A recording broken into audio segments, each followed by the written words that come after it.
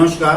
पिछले अध्याय में मैंने बताया था कि आशुलिपि के अंदर वैकल्पिक र, ल, है और श का किस प्रकार प्रयोग किया जाए। आज के अध्याय में मैं आपके साथ चर्चा करूंगा कि आशुलिपि में व्यंजन सवृत का प्रयोग किस प्रकार किया जाता है। इससे पहले व्यंजन स आ जाता था या व्यंजन श आ जाता था या व्यंजन ज आता था। तो इसके लिए स के लिए ये रेखा, श के लिए ये और ज के लिए ये रेखा लिखी जाती थी। लेकिन अब अगर किसी भी शब्द में ये अगर व्यंजन आ जाता है तो इनके लिए एक वृत्त प्रयोग किया जाता है। ये वृत्त दो तरीके से बनाया जाता है, एक बाईं गति से, दूसरा दाईं गति से। यानी जब वृत्त बनाने की दिशा या गति घड़ी की सुई के विपरीत हो, यानी एंटी क्लॉकवाइज हो, तो उसको बाईं गति कहते हैं। जब इस वृत्त बनाने की दिशा या गति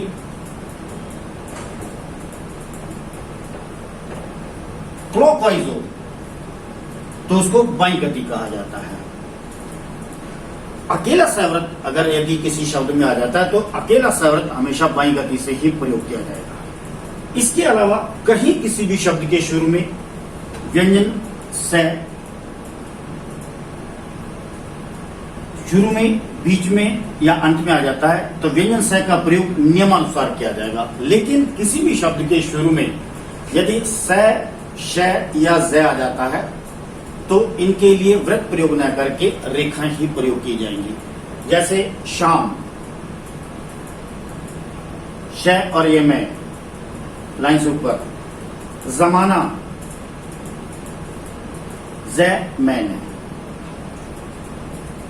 यानी कहीं किसी भी शब्द के अंदर अगर शब्द के शुरू में स, ज आ जाता है तो शुरू में इनके लिए वृत्त प्रयोग न करके रेखाएं प्रयोग की जाएंगी। इसके अलावा व्यंजन स चाहे शुरू में आता है, चाहे बीच में आता है, चाहे अंत में आता है, इसके लिए वृत्त प्रयोग किया जाएगा। और श, ज के लिए मध्य और अंत में अगर आ जाता है तो नियमानुसार इनके लिए वृत्त प्रयोग किया जाएगा। सवृत बनाने के नियम।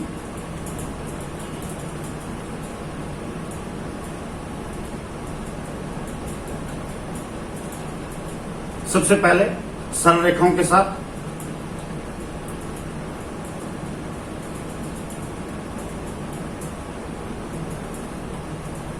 किसी भी सरल रेखा के शुरू में या अंत में अगर स आ जाता है तो सवृत बाईं गति से प्रयोग किया जाएगा।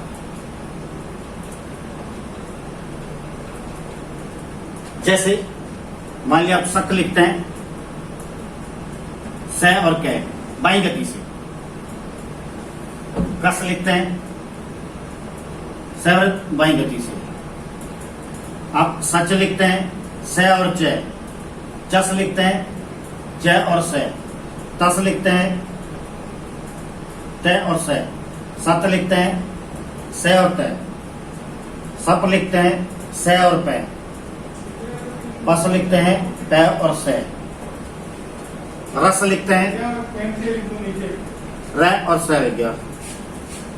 सर लिखते हैं, स और यह रहेगा बाईं गति से। यानी कहीं भी किसी सरल रेखा के शुरू में या अंत में स आ जाता है तो सवृत हमेशा बाईं गति से ही प्रयोग किया जाएगा। सरल रेखाओं के अंदर एक दूसरा नियम है, कहीं भी अगर सरल रेखाओं के बीच में अगर स आ जाता है और वहां दो सरल रेखाएं समानांतर आती हैं, जैसे कसक, तब भी सवृत बाईं गति से ही प्रयोग किया जाएगा।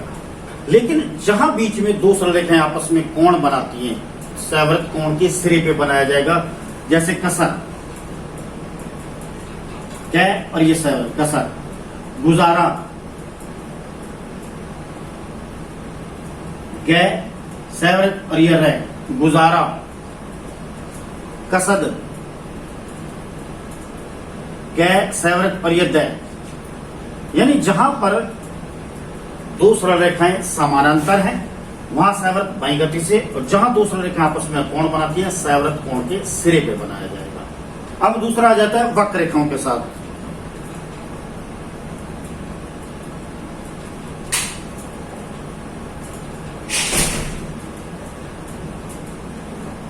कहीं भी किसी भी शब्द में यदि वक्र रेखाओं के शुरू में या अंत में अगर स आ जाता है तब वहां सवृत वक्र रेखा के अंदर प्रयोग किया जाएगा।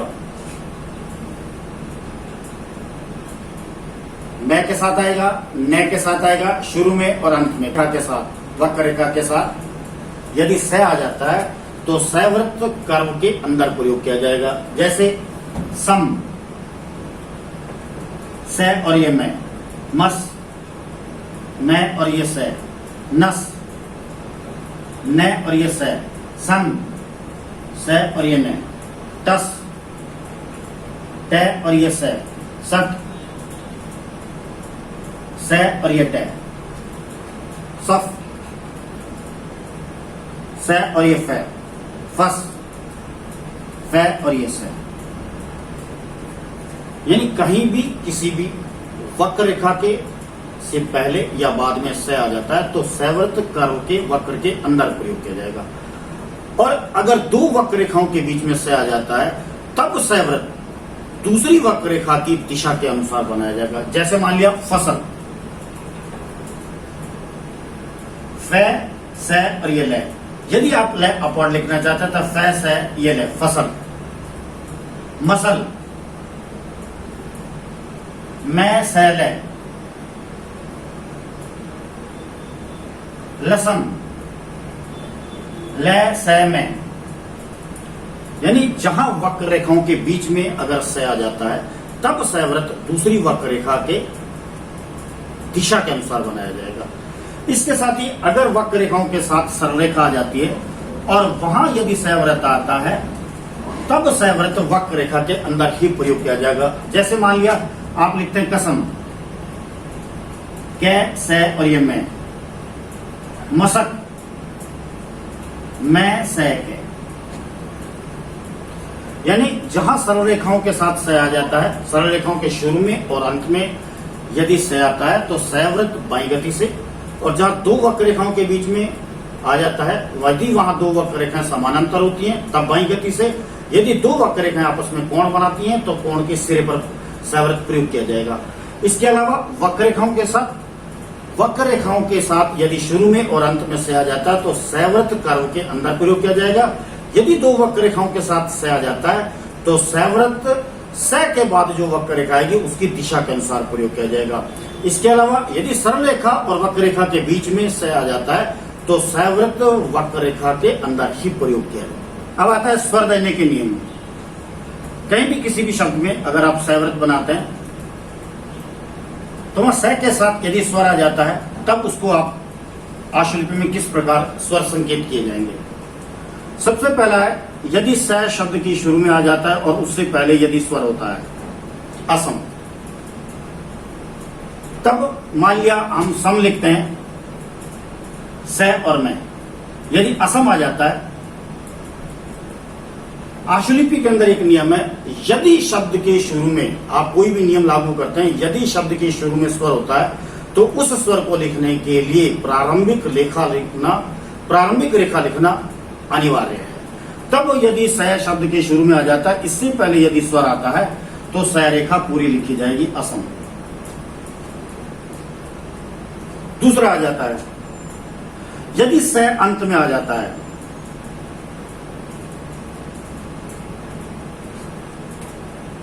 और उसके बाद स्वर आ जाता है। यदि बस आता है तो ब और ये से आ गया। यदि बसी आ जाता है, अब इस स्वर को देने के लिए, यानी कहीं किसी भी शब्द में अंत में यदि स्वर आ जाता है तो अंतिम स्वर को संकेत करने के लिए पूरी रेखा लिखना अनिवार्य है।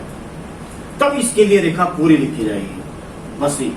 लेकिन अपवाद के रूप में यदि कहीं बहुवचन का संकेत आता है तो बहुवचन का संकेत करने के लिए इस नियम को छोड़कर आप बहुवचन का संकेत कर सकते हैं। जैसे मान लिया आप लिखते हैं बसों, तब इस स्थिति में जहां आप वृत्त लगाते हैं, वृत्त के सिरे पे यदि आप एक समानांतर अगर आप डैश प्रयोग करते हैं तो बहुवचन का संकेत किया जा सकता है। देशों,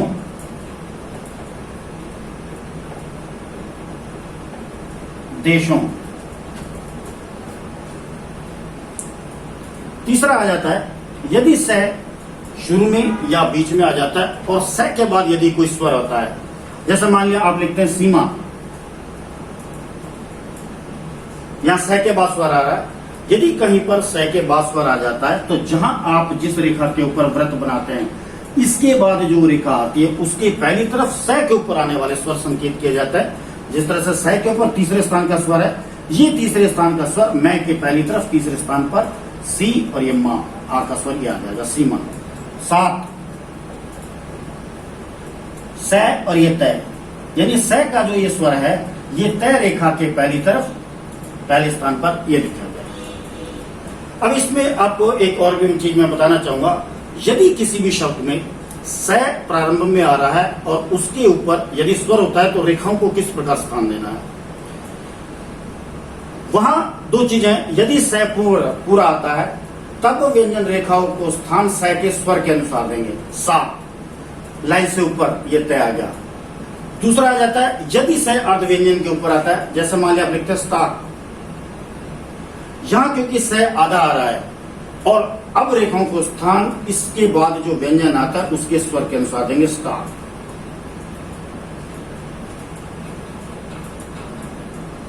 ठीक है, यानी स्वर देने के नियम में यदि शब्द के प्रारंभ में से आता है और स से पहले स्वर आता है तब आपने पूरी रेखाएं लिखनी है। यदि स अंत में आता है और उसके बाद स्वर आता है तब भी आपने रेखाएं पूरी लिखनी है। यानी कि आशुलिपि के अंदर नियम है, यदि शब्द के शुरू में और अंत में स्वर आता है तो उस स्वर को लिखने के लिए पूरी रेखाएं ही लिखना अनिवार्य है। लेकिन अंत में यदि स्वर आ जाता है और बहुवचन का संकेत होता है, स्वर जो है बहुवचन के रूप में आता है, तब नियम का अपवाद करके जहां आप सवृत बनाते हैं तो वृत्त के साथ यदि एक समानांतर डैश प्रयोग कर देते हैं तो बहुवचन का संकेत किया जा सकता है। तीसरा आ जाता है स के बाद यदि स्वर आ जाता है तो स के बाद आने वाली रेखा के पहली तरफ यदि पहले स्थान का स्वर है तो पहले स्थान पर, दूसरे स्थान का स्वर है तो दूसरे स्थान पर, तीसरे स्थान का स्वर है तो तीसरे स्थान पर यदि आप संकेत करते हैं तो इस प्रकार संकेत स्वर संकेत किया जा सकता है। और इसी स्वर संकेत के अंदर बता दूं कि कहीं भी अगर स के साथ स्वर आता है, यदि स के साथ स्वर आता है, श शुरू में आ रहा है तो रेखाओं को स्थान स के स्वर के अनुसार देंगे। यदि स आधा है तो स के बाद जो व्यंजन आएगा उसके स्वर अनुसार ही व्यंजन रेखाओं को स्थान दिया जाएगा। अब आ जाता है यदि कहीं भी सवृत आता है और उसके साथ यदि अनुस्वार आता है, कहीं स के साथ अनुस्वार आएगा और उसके साथ यदि है आता है तो है के बाहर यदि आप एक हुक निकाल देते हैं, जैसे मान लिया आप लिखते हैं सिंह, ये हुक स और अनुस्वार का एक साथ योग करेगा। सिंह, संहार,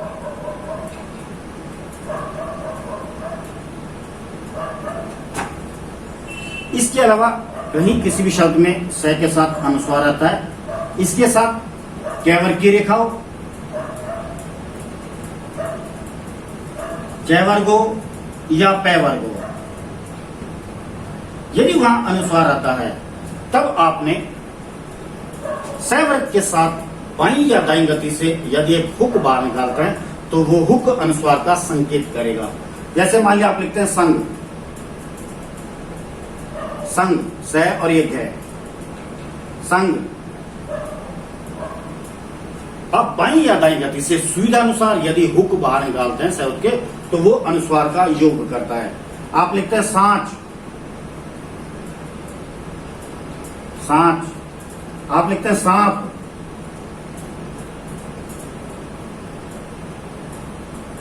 सांप, यानी कहीं भी किसी भी शब्द में स के साथ अनुस्वार आ रहा है तब आपने वृत्त लगा के उस सरलिका के साथ जैसे वृत्त बनाते हैं बाईं या दाईं गति से, उसके बाद यदि हुक बना देते हैं तो वो हुक अनुस्वार का संकेत करेगा। इसके साथ ही अब आ जाता है वाक्यांश।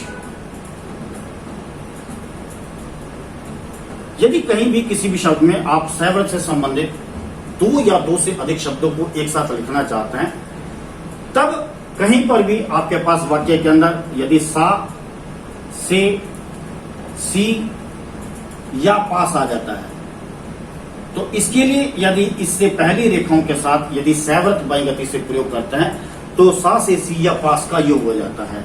जैसे मेरे पास,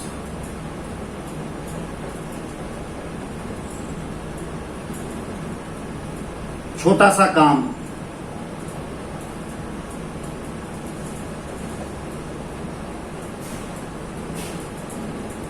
थोड़े से लोग,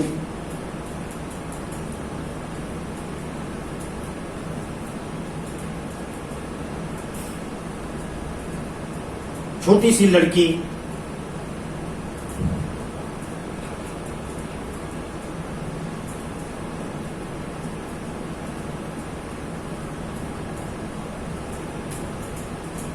यानी कहीं भी किसी भी शब्द में, किसी भी वाक्य के अंदर सा से सी या पास आ जाता है तो इससे पहले वाली रेखाओं के साथ यदि सैवृत बना देते हैं तो सा से सी या पास का योग हो जाता है। इसके साथ ही यदि कहीं के पास आ जाता है तो कै रेखा और सैवृत साथ मिलाने से के पास का योग हो जाता है। जैसे उसके पास,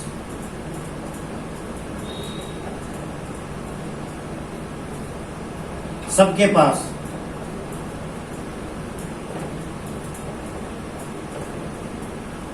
नेताओं के पास,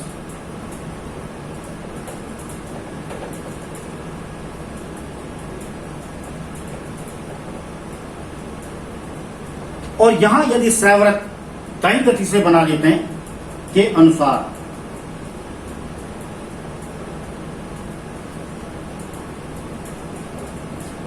तो के अनुसार का उस वाक्य के अंदर योग हो जाता है। जैसे नेताओं के अनुसार, आदेश के अनुसार, सबके अनुसार, यानी वाक्यांशों के अंदर सैवृत का प्रयोग कहीं सा से सी या पास आ जाता है तो इससे पहले रेखाओं के साथ यदि सैवृत मिलाते हैं तो सा से सी या पास का योग हो जाता है। और यदि के पास आ जाता है तो कै रेखा और सैवृत साथ जोड़ देते हैं। यदि के अनुसार आता है तो कै रेखा और सैवृत दाईं गति से साथ यदि जोड़ते हैं तो के अनुसार का योग हो जाता है। अब आता है सैवृत से संबंधित शब्द चिन्ह का प्रयोग किस प्रकार करना है। से इसे सैवृत लाइन पर, इसी सैवृत लाइन से नीचे, आवश्यक सैवृत और कै रेखा लाइन से ऊपर, कैसा, कैसे, कैसी या क्षेत्र कै रेखा और सैवृत लाइन पर, किस, किसी कैवृत और कै रेखा और सैवृत लाइन से नीचे, जैसा, जैसे, जैसी जय रेखा और सैवृत लाइन से ऊपर, जिस, जिसे जय रेखा और सैवृत लाइन काटकर, समय इसमें सैवृत और मै रेखा लाइन पर, समझ सैवृत और मै रेखा लाइन से ऊपर, सार्वजनिक सैवृत और जय रेखा लाइन से ऊपर, समाज सैवृत और जय रेखा लाइन पर, सुझाव सैवृत और जय लाइन काटकर, सारा, सारे, सारी सैवृत और रेखा लाइन से ऊपर, सरकार सैवृत और रेखा लाइन पर, सिर्फ सैवृत और रेखा लाइन काटकर, संयुक्त सैवृत और कै रेखा लाइन पर, संख्या हुक बनाकर सैवृत और कै रेखा संख्या, स्पष्ट सैवृत और टै रेखा लाइन से ऊपर, संगठित सैवृत और टै रेखा लाइन पर, संकट सैवृत और टै लाइन काटकर। यानी अब अगर किसी भी शब्द में ये शब्द कहीं किसी वाक्य में आते हैं तब आपको इसके लिए पूरी रेखाएं लिखने के बजाय ये चिन्ह ही प्रयोग करना है। नमस्कार साथियों, अगले अध्याय में मैं आपके साथ अध्ययन करूंगा कि आशुलिपि के अंदर सर्वनाम और विभक्ति किस प्रकार प्रयोग की जाती है। तब तक के लिए नमस्कार।